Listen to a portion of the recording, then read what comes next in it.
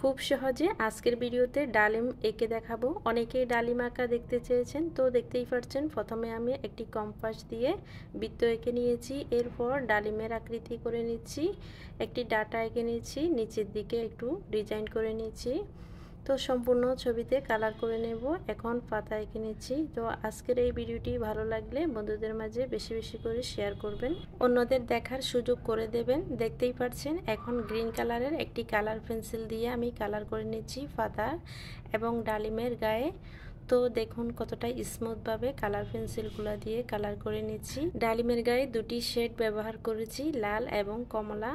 তো দেখতেই পাচ্ছেন কেমন হয়েছে আজকের এই ডালিম আঁকা ও রং করা। কমেন্টে জানাতে ভুলবেন না। ভালো লাগলে বেশি বেশি করে শেয়ার করবেন।